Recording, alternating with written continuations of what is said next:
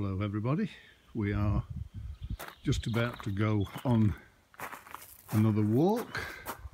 Our starting point is the same, Brockhill Road, but we're going to go a different route. We won't turn right by the down school. We shall carry on along Brockhill Road. But before we depart, I'd like to show you another sign of spring. There we are, look. Tulips beginning to come out. We've had such a dreary winter that any sign of spring is a matter of rejoicing. We've come out onto Brockhill Road, and again another sign of spring. This rhododendron that is in our front garden is just beginning to come into flower. It's always one of the earliest rhododendrons we've got. There's another one over there by the garage, but that's a long way from coming into flower. So keep your spirits up. Spring is on the way. On our first walk, you may remember I paused opposite a neighbour's garden to show you this magnolia, which then was just beginning to come into flower. Now it's in full glorious bloom. Brockhill Road, which passes through the down school, becomes an unmetalled road at this point, and as you can see it's pretty rough.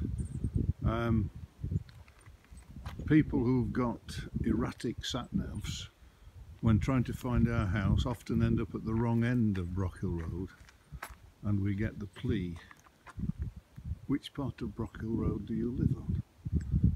And we immediately know that they're at the wrong end of Brockhill Road, the unmetalled part. We're also just pausing here because there are some lovely primroses. In fact, there is the normal coloured primrose, and then there's a hybridised one there, look, which is a sort of pinky colour. You will remember on our last walk we paused at the Downs Light Miniature Railway. Well, we're stopping at this point because the light railway actually goes under a tunnel. It goes under Brockhill Road and it's about 40 yards long. It starts over there and exits, as you can see, just here, and then continues down the track and round the playing field. Just paused for a moment because there's a blackbird serenading us. Oh, there was a blackbird, not being very cooperative.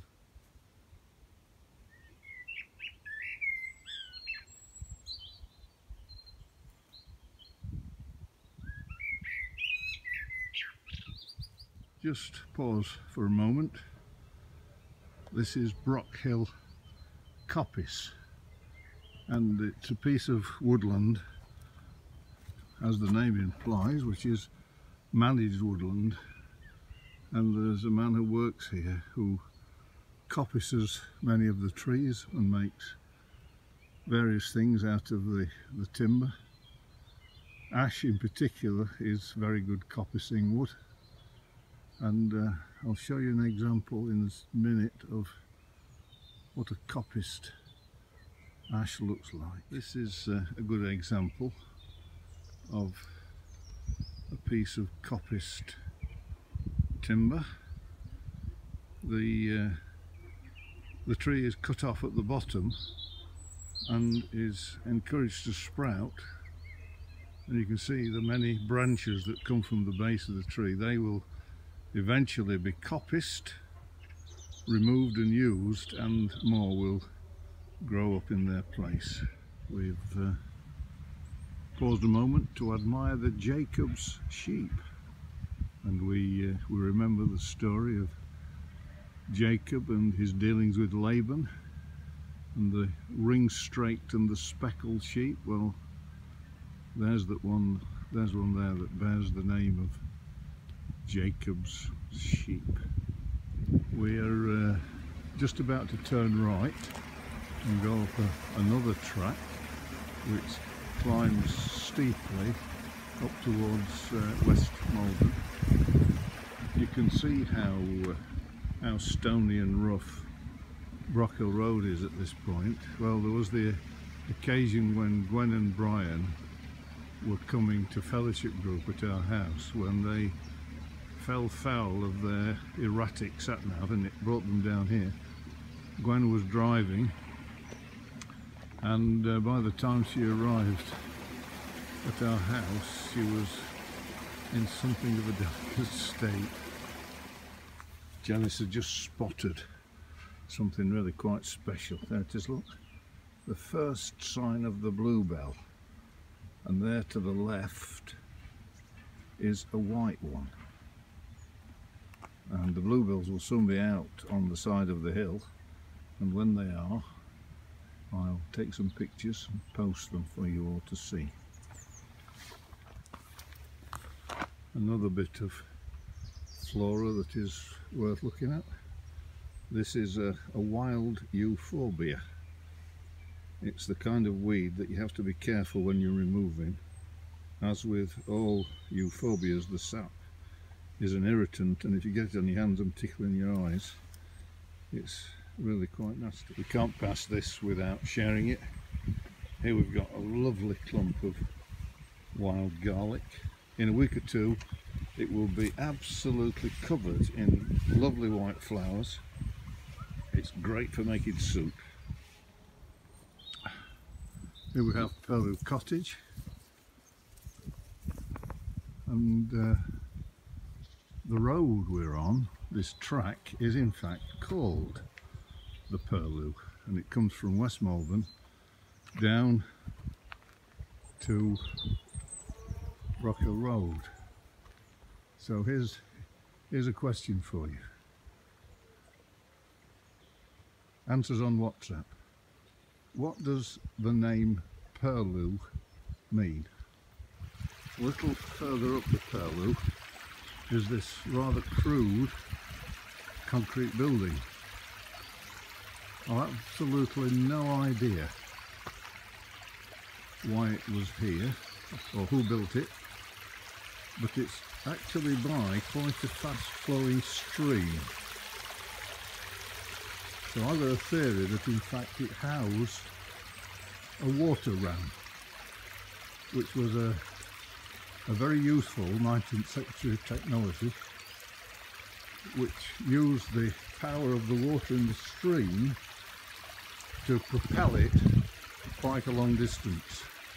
If you want to know more about the engineering behind it, ask Google. We've left the Purlew and we... that's what I wanted. Did you hear the owl? Not often that you hear a tawny owl in the daytime. We paused by this wonderful... There it goes again. Hope you heard it.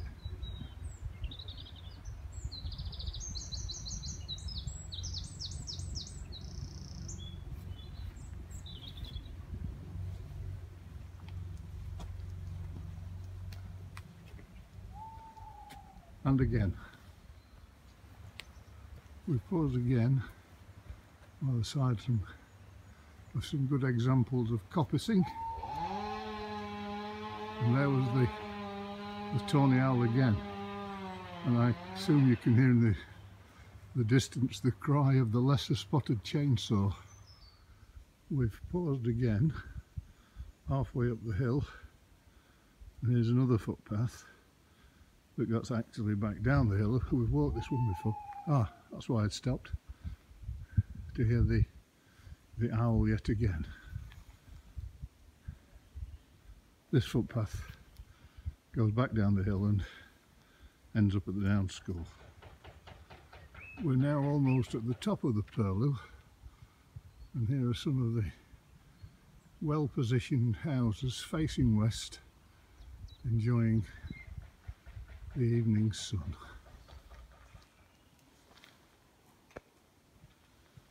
Saw this and thought of Ben Brown, man of a tree, doing some tree work. And by the side of the man of the tree, some more lovely primroses. We're pausing in the glorious sunshine, looking west on the side of the Malvern Hill, and we've stopped because there is another blackbird singing for us.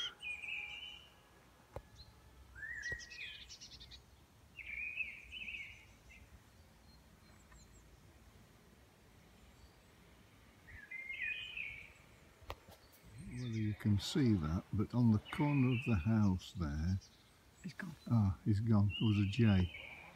Not often that you see them close up. We thought we'd pause to show you the wood anemones and some more over there.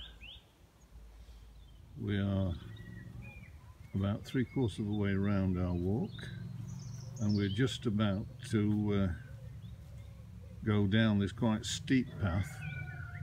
For the past 500 yards or so we've been following the lie of the Malvern Hills, which are over to our left, to the east of us, and we shall drop down into this small valley and then go along the valley and out onto Wallin Road. We are walking back into Colwall now, and this house, which is a bit of a monstrosity really, has all the hallmarks of a Stephen Ballard concrete extravaganza. But what I really want to show you are these flowers here that look like crocuses, but we're pretty sure they aren't crocuses. Anybody know? We are probably halfway down Wallin Road now, a rather deserted Wallin Road as it happens. Quite attractive, but nothing of any great moment. We're now on the way back to home. We've come full circle. We're back on Brocco Road. That's the road there that we walked up. I think we must have done between 2.5 and 3 miles. And we're now just going to go that away towards home. Hope you enjoyed it.